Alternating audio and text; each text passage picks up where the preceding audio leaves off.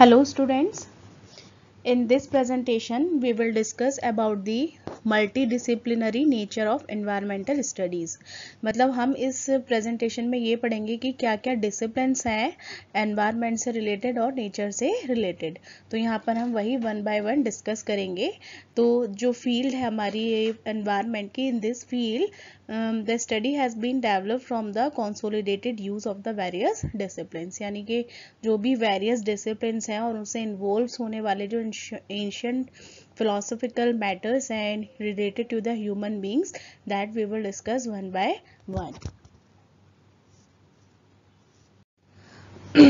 So the multidisciplinary nature of the environmental studies, first point है हमारा environmental science and biology।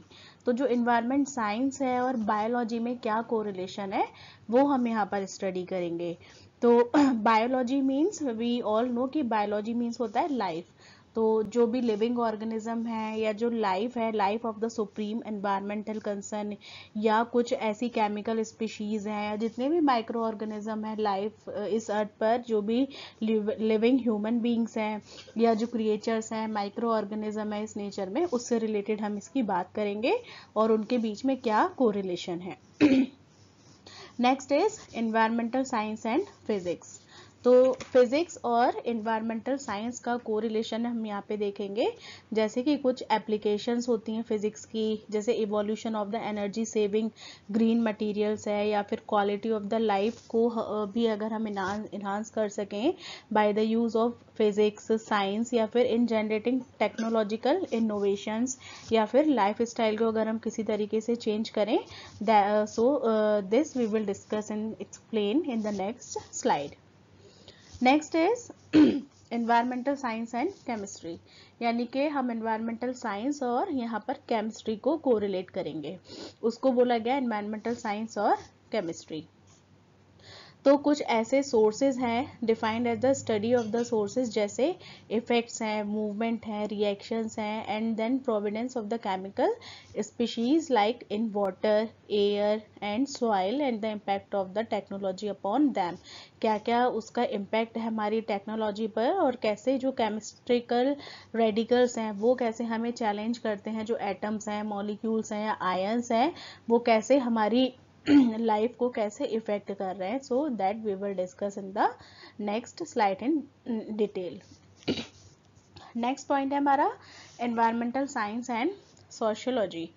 तो जो sociology study है उसके बीच में इंटरेक्शन देखेंगे, यानी कि हमारी सोसाइटी में क्या रेफर्ड है और क्या हमारे इन्वायरमेंट के बीच में है, तो उसके बीच में इंटर रिलेशन हम यहाँ पर स्टडी करेंगे। So the definition instantly highlights the unmanageable issues हैं, कुछ ह्यूमन कल्चरल्स हैं, या कुछ रिमेनिंग ऐसे इन्वायरमेंट में वेरियस सोशल और कल्चरल एक्टिविटीज़ हैं जो कहीं ना कहीं हमारे इन्वायरमेंट को इफेक्ट कर रही हैं। तो that we will discuss in detail. Next point है हमारा एनवायरमेंटल साइंस एंड जियोलॉजी। तो जियोलॉजी मतलब हम लोग ऑलरेडी हमें पता है कि जो जियोलॉजी है उसको ज्योग्राफिकल टर्म्स में बोला गया है। तो इन्वायरमेंटल साइंस और कहीं ना कहीं जो ज्योग्राफी है उसका कोरिलेशन की यहाँ पे बात हो रही है कि कैसे उसको हम डिसिप्लिन उसमें मेंटेन करें, कैसे हम उसको क्लोजली एसोसिएट करें इंजीनियरिंग से, टेक्नोलॉजी से, या फिर जो भी इन्वायरमेंटल ज्योग्राफी है उससे। तो ज्योग्राफी के अंदर बहुत सारे हमारे, जो हमने अभी लास्ट प्रेजेंटेशन में कुछ स्फीयर्स पढ़ी थी, जैसे एटमॉस्फेयर है, बायोस्फीयर है, लिथोस्फीयर है या हाइड्रोस्फीयर है। तो ये चारों स्फीयर्स से मिलकर ही हमारी जियोलॉजी बनी है। ठीक है, तो वो हम इसमें डिस्कस करेंगे। नेक्स्ट है हमारा पॉइंट एनवायरनमेंट एंड इकोनॉमिक्स। तो यहाँ पर हम इंटर रिलेशनशिप देखेंगे in between environment and economics. तो ऑल दी forces और factors that create economic influence on humans, उसके regions पर या constituent environment पे। ठीक है, तो कुछ ऐसे external factors भी हैं, जैसे agriculture हो गया आपका, इंफ्रास्ट्रक्चर हो गए, इंडस्ट्रियल प्रोडक्शन हो गया, पॉपुलेशन हो गई, या रिसोर्सेज हो गए, तो उसकी प्लानिंग है, उसके कैसे रिसोर्सेज को हमें यूज़ करना है, तो वो सारी चीज़ें इकोनॉमी से रिलेटेड हम एनवायरनमेंट में बात करेंगे। नेक्स्ट पॉइंट है एनवायरनमेंट एंड पॉलिटिकल सेटअप। तो यहाँ पर 3 पॉलिटिकल इंस्टीट्यूशंस हैं जिसका नाम है जुडिशरी, एग्जीक्यूटिव और लेजिस्लेटिव। तो इसका interrelationship in between the environment and political setup that we will discuss. Next point है हमारा एनवायरनमेंट एंड पॉपुलेशन स्टडीज। तो ऑब्वियसली जो पॉपुलेशन है वो डायरेक्ट इफेक्ट करता है किसको, एनवायरनमेंट को, ठीक है। तो कुछ ऐसे फैक्टर्स हैं जैसे socio economic environment of a country, particularly जो डेंसिटी है, साइज है, जो एरिया है, वो कैसे इफेक्ट कर रहा है, ठीक है। तो कहीं ना कहीं जो पॉपुलेशन है वो एरिया के अकॉर्डिंग ज़्यादा है, कहीं कम है, कहीं पॉवर्टी है। तो ये सारी चीज़ें कैसे हमारे एनवायरनमेंट को इफेक्ट कर रहे हैं वो हम इन पॉइंट्स में डिटेल में पढ़ेंगे। Okay, so now firstly we will discuss about the first point in detail. So first we will discuss about the environmental science and biology. तो जो biology है it's a supreme environmental concern, ठीक, especially with effects caused by the environmental chemical species on life. जो environment पे, जो भी अर्थ पे हमारी स्पीशीज है उनसे रिलेटेड हमें इसमें कोरिलेशन देखना है। अब कैसे, जैसे बायोलॉजिकल प्रोसेस है जो मोस्टली नेचर डिसाइड करती है, जैसे कैरेक्टर ऑफ द स्पीशीज, उनका डिग्रेडेशन कैसे हो रहा है, क्या क्या उसमें बायोलॉजिकल प्रोसेस हैं जो उसको ग्रेटली अफेक्ट कर रहे हैं, ठीक है। कुछ केमिकल स्पीशीज हैं एनवायरनमेंट में, तो इन सब का जो इवेल्युएशन है, इन सब इवेंट्स का जो इवेल्युएशन हो रहा है वो कैसे हमारा नेचर नेचुरली इसको मैनेज कर रहा है, कैसे प्रोसेस कर रहा है। तो इन सब का इंटर रिलेशन हमने यहाँ पर देखा। नेक्स्ट स्लाइड है एनवायरमेंटल साइंस एंड फिजिक्स। तो एनवायरमेंटल साइंस और फिजिक्स के अगर हम कोरिलेशन की बात करें तो यहाँ पर कुछ वेरियस टॉपिक्स हैं, कुछ चैलेंजिंग एप्लीकेशंस हैं। For example evolution of energy saving green materials, जैसे डेवलपमेंट ऑफ द सेंसर्स है, उसकी स्टोरेज है, discarding of radio active wastage है, या फिर एनर्जी कंजर्वेशन इश्यूज हैं। तो इन सब की अगर बात होती है तो ये आता है आपका एनवायरमेंटल साइंस और फिजिक्स में। तो जैसे एक प्रॉपर फ्रेमवर्क है या डिस्टिंक्टिव प्रिपरेशंस है, हमारी general problem solving is attend by the integrating physics with the environmental sciences. तो जो एनालाइजिंग टूल्स हैं उसको यहाँ पे हमें समझने की बहुत ज़रूरत है, जैसे जो डाटा इवैल्यूएशन और जितने भी इंस्ट्रूमेंट होते हैं, जैसे अगर हमारा अर्थक्वेक आ गया तो उसको नापने के लिए जो इंस्ट्रूमेंट यूज़ हो रहा है तो उसको हम बोलते हैं जनरली कि रिक्टर पैमाने पर वो उसकी तीव्रता को मेज़र करता है। तो इस टाइप के जो इंस्ट्रूमेंट्स हैं वो भी कहीं ना कहीं हमारे इन्वायरमेंट से जुड़े हुए हैं, क्योंकि इन्वायरमेंटल डिजास्टर या जो नेचुरल डिजास्टर्स हैं उनमें वो सब चीज़ें यूज़ हो रही है। तो ये जो फिजिक्स है वो यहाँ पर अप्लाई हो रही है। तो यहाँ पे हमने पढ़ा कि कैसे हम एनवायरमेंटल साइंस को और फिजिक्स को यहाँ पर हम कोरिलेट कर रहे हैं। Okay, so next slide is environmental science and chemistry. तो अब यहाँ देखना है कि केमिस्ट्री के और एनवायरनमेंट के बीच में कैसा रिलेशन है, ठीक है। तो it is defined as a study of the sources, effects, movements, reactions and providence of the chemical species in water, air and soil. कि ये जो स्पीशीज हैं ये केमिकली कैसे इन पर इफेक्ट कर रही हैं, कैसे सॉइल पे इनका इम्पैक्ट है, क्या टेक्नोलॉजी पर इनका इम्पैक्ट है, उसके बारे में हम यहाँ पे बात कर रहे हैं। तो जो एस्टिमेशन है हमारा नेचर का या फिर उसकी क्वांटिटी का, या जो specified pollutants and the environment में, वो कहीं ना कहीं हमारे डिपेंड है केमिस्ट्री के रेडिकल्स पर, जैसे इलेक्ट्रॉन्स हो गए या आयन्स हो गए, ठीक है। कुछ पॉजिटिवली चार्ज इलेक्ट्रॉन्स हैं, कुछ नेगेटिवली चार्ज इलेक्ट्रॉन्स हैं, जो सारे हम केमिस्ट्री में पढ़ते हैं, ठीक है। Obviously we also know that कि पॉजिटिव चार्ज जो है वो अट्रैक्ट करता है नेगेटिव को, यानी कि opposite charge always attracts to each other. तो यहीं पर ये है कि केमिस्ट्री हमारे एनवायरनमेंट को कैसे इफेक्ट कर रही है, ठीक है। तो जो केमिकल स्पीशीज है जैसे वाटर में, कुछ एयर में या फिर सॉइल में, उन सब के बारे में हमें यहाँ पे रिलेशनशिप हमने देखी। नेक्स्ट स्लाइड है हमारी एनवायरनमेंट एंड पॉपुलेशन स्टडीज। तो जो पॉपुलेशन है वो मेजर फैक्टर है which is related to the environment, ठीक। तो जो पॉपुलेशन है ये ऑब्वियसली इन्फ्लुएंस कर रही है हमारे नेचुरल एनवायरनमेंट को। कैसे, अब जैसे अगर हम एक लार्ज सेक्शन की बात करें कि large section of the population being poor और अंडर पॉवर्टी, ठीक है। अगर एक ऐसा एरिया है जहाँ पे जो पॉपुलेशन है वो बहुत ज़्यादा गरीब है या उसके पास प्रॉपर सोर्सेज नहीं है जीने के लिए, तो कहीं ना कहीं उससे क्या हो रहा है, जॉइंटली इफेक्ट हो रहा है in between poverty and the environmental change, ठीक है। तो जो पुअर और जो अनप्रिविलेज्ड एजेंट हैं, जो विक्टिम है हमारे एनवायरनमेंट के, वो कहीं ना कहीं उसको डैमेज कर रहे हैं। ठीक, तो जो वर्ल्ड पॉपुलेशन है वो हमारी अब अलार्मिंग सिचुएशन पर है, यानी कि डे बाय डे जो पॉपुलेशन है वो इंक्रीज हो रही है। ठीक है, तो एट द टाइम बीइंग हमें चाहिए कि हम पॉपुलेशन कंट्रोल करें, क्योंकि जब हम पॉपुलेशन कंट्रोल करेंगे तो उससे कहीं ना कहीं हम पॉल्यूशन से भी बचा पाएंगे। जैसे हमने देखा आजकल कितने ज़्यादा पॉल्यूशंस बढ़ रहे हैं, एयर पॉल्यूशन बढ़ रहा है, नॉइज पॉल्यूशन बढ़ रहा है, वाटर पॉल्यूशन बढ़ रहा है। तो कहीं ना कहीं इससे हमारी जो ओजोन लेयर है वो डिप्लीट हो रही है। अब जो ओजोन लेयर डिप्लीट हो रही है तो उससे जो ग्लेशियर्स हैं वो सारे मेल्ट हो रहे हैं। ठीक है, तो कहीं ना कहीं उससे क्या हो रहा है, अल्टीमेटली वाटर का इफेक्ट बढ़ रहा है, वाटर लेवल्स बढ़ रहे हैं। ठीक है, सीज बढ़ रहे हैं, ओशियंस बढ़ रहे हैं, कहीं फ्लड्स आ रही हैं, कहीं ड्रॉट हो रहा है। तो ये सारी चीज़ें कैसे इफेक्टेड है हमारी पॉपुलेशन से। तो it's very necessary to control the population because environment and population both are correlated to each other.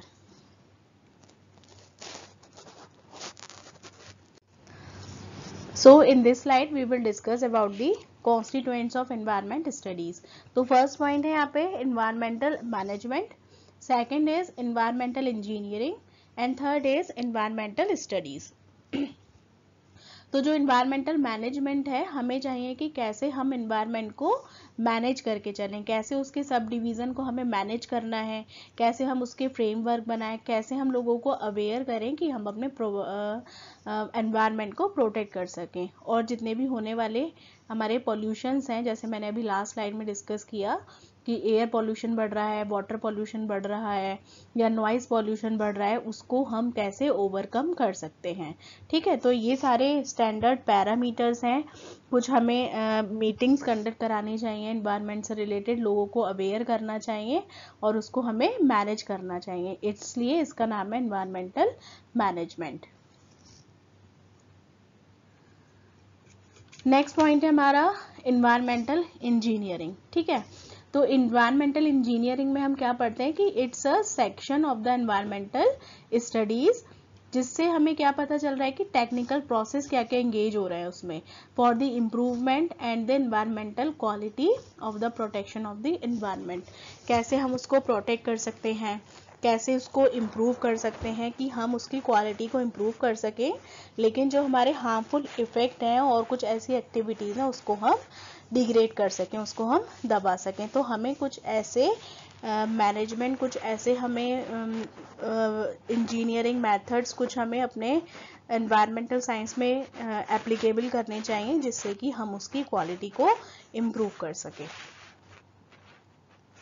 Okay, तो नेक्स्ट पॉइंट है हमारा इन्वायरमेंटल स्टडीज और इन्वायरमेंटल साइंस। तो ये भी एक सब डिवीज़न है जो हमारी साइंटिफिक स्टडी और इन्वायरमेंटल कॉन्स्टिट्यूएंट से रिलेटेड है। तो इसके बारे में भी हम देखते हैं। इसमें कुछ ऐसे एग्जाम्पल्स हैं, जैसे हमारी एयर हो गई या लैंड हो गया या वाटर हो गई या जो सॉइल हो गई, और तो उसको हमें इम्प्रूव करना है, क्योंकि कहीं ना कहीं ये भी हमारे एनवायरमेंटल साइंस के ही कुछ फैक्टर्स हैं। ठीक है, और जो हमारी एंडेंजर्ड चेंजेस हैं या जो ऑर्गेनिज्म है, जो ऐसी प्रजातियां हैं जो बहुत जल्दी से विलुप्त हो रही हैं, हमें उनको बचाना है, हमें अपनी बायोडाइवर्सिटी को इम्प्रूव करना है। Okay, and next is the environmental risk arising due to the continual interactions of the man with nature. जो मैन है वो कैसे हर नेचर में कितना ज़्यादा अपना इन्वॉल्वमेंट दिखा रहा है हर चीज़ में, तो उसको भी हमें कम करना है। यानी कि जो ह्यूमन बीइंग्स हैं वो नेचर को कम से कम रिसोर्सेज को उसको यूज़ करे। जो रिन्यूएबल सोर्सेज हैं वो तो हमारे नेचुरली हमें पता है कि वो रिन्यू हो रहे हैं, यानी कि उनकी प्रोडक्टिविटी ज़्यादा है एज पर द डिमांड। लेकिन जो नॉन रिन्यूएबल सोर्सेज हैं, जो नहीं जल्दी से रिन्यू हो सकते, जिनकी सप्लाई ज़्यादा है एज पर देयर प्रोडक्टिविटी, तो उसको हमें कैसे हम उसको बचा सकते हैं। तो यहाँ पे हमने constituents of the environment studies में यही पढ़ा कि इन्वायरमेंट को हमें मैनेज कैसे करना है, कैसे हमें जो इंजीनियरिंग टूल्स हैं उसको सही तरीके से एप्लीकेबल करना है, और कैसे जो एनवायरनमेंट स्टडीज़ है उसको हमें इंट्रैक्शंस को, जो मैन का इंट्रैक्शंस हैं इन रिलेशन टू साइंस, वो हमें प्रोटेक्ट करना है। ठीक है, तो इस प्रेजेंटेशन में हमने बात की है यहाँ पे multi disciplinary nature of the environment studies. तो एक बार इसको यहीं पर हम सारे पॉइंट्स को अगेन शॉर्ट में डिस्कस कर लेते हैं। तो फर्स्ट हमने देखा था एनवायरनमेंट साइंस एंड बायोलॉजी, यानी कि we have studied about the interaction in between the environmental science and biology. Biology मतलब लाइफ, तो उससे रिलेटेड हमने यहाँ पे सारे जो भी थे हमारे एरिया थे या जो भी हमारे कंसर्न रिलेटेड जो टॉपिक्स थे वो हमने इसमें कवर किए। नेक्स्ट हमारा एनवायरमेंटल साइंस एंड फिजिक्स, यानी कि एनवायरमेंटल साइंस और फिजिक्स को हम कैसे कोरिलेट कर सकते हैं, वो हमने देखा कि कैसे जो फिजिक्स है वो हमारी इम्पैक्ट कर रही है एनवायरमेंटल साइंस को। ऐसे ही हमने देखा एनवायरमेंटल साइंस एंड केमिस्ट्री, तो कैसे केमिस्ट्री हमारे लिए यूजफुल है in the protection of the environment science. Next topic था एनवायरमेंटल साइंस एंड सोशियोलॉजी, तो जो सोसाइटी से रिलेटेड जितने भी हमने चीज़ें देखी कि हम एनवायरनमेंट को कैसे प्रोटेक्ट कर सकते हैं apart from the technical facts. तो हमने यहाँ पे देखा कि inter relation between the society and environment. तो यहाँ पे हमने कुछ थीम्स पढ़ी थी, जैसे डेमोक्रेसी हो गई, कम्युनिकेशन हो गया डेली लाइफ में, या कुछ एनवायरमेंटल पॉलिसी हो गई, तो उसके बीच में कोरिलेशन हमने यहाँ पे समझा। नेक्स्ट पॉइंट था हमारा एनवायरमेंटल साइंस और जियोलॉजी, यानी कि डायरेक्ट जो ज्योग्राफी से रिलेटेड था एनवायरमेंटल साइंस में, यानी कि अर्थ सरफेस हो गई या फिर हमारी डिफरेंट फील्ड्स हो गई जिसमें हमारे मिनरल्स आ जाते हैं, वाटर्स आ जाते हैं, है ना, या फिर कुछ फॉसिल्स आ जाते हैं, कुछ फ्यूल्स आ जाते हैं। तो इस टाइप की जो चीज़ें हैं वो सब हमारी जियोलॉजी से रिलेटेड हैं। नेक्स्ट है एनवायरमेंट एंड इकोनॉमिक्स, तो इकोनॉमी से हम कैसे इन्वायरमेंट को रिलेट कर रहे हैं, यानी कि जो हमारा एग्रीकल्चर है या इंफ्रास्ट्रक्चर है या जो इंडस्ट्रियल प्रोडक्शन है, पॉपुलेशन है, डिफरेंट स्टेजेस है हमारी इकोनॉमिक डेवलपमेंट की, वो हमने यहाँ पे स्टडी की। ठीक, नेक्स्ट पॉइंट था हमारा एनवायरमेंट एंड पॉलिटिकल सेटअप, तो कहीं ना कहीं जो हमारे कुछ इंस्टीट्यूशंस हैं या जो कुछ की पॉलिटिकल पॉइंट्स हैं, जैसे जुडिशियरी हो गई या एग्जीक्यूटिव हो गया या फिर लेजिस्लेचर हो गया, वो कहीं ना कहीं हमारे एनवायरनमेंट को कैसे इम्पेक्ट कर रही हैं, या क्योंकि कुछ जो हमारे एग्जीक्यूटिव्स हैं या जो कुछ गवर्नमेंट के रोल्स हैं वो हमने यहाँ पे देखे। नेक्स्ट हमारा एनवायरनमेंट एंड पॉपुलेशन स्टडीज, तो पॉपुलेशन कैसे एनवायरनमेंट को इफेक्ट कर रही है। जो पॉवर्टी है कि हमने देखा लैंड कम होती जा रही है और जो पॉपुलेशन है वो डे बाय डे इंक्रीज हो जा रही है। ठीक है, तो कहीं ना कहीं उससे जो नेचर है, हमारा जो एनवायरनमेंट है वो डिग्रेड हो रहा है या फिर डैमेज हो रहा है। ठीक, तो ये था हमारा एनवायरनमेंट और पॉपुलेशन स्टडीज वाला पार्ट। और यहाँ पे कुछ हमने कॉन्स्टिट्यूएंट्स देखे एनवायरमेंटल स्टडी के, जैसे एनवायरमेंटल मैनेजमेंट था, एनवायरमेंटल इंजीनियरिंग था और एनवायरमेंटल स्टडीज एंड साइंस। ठीक है, तो यहाँ पर सिर्फ इतना ही है इस प्रेजेंटेशन में। तो नेक्स्ट प्रेजेंटेशन में हम बात करेंगे scope of the environmental studies की। So thank you for listening this presentation.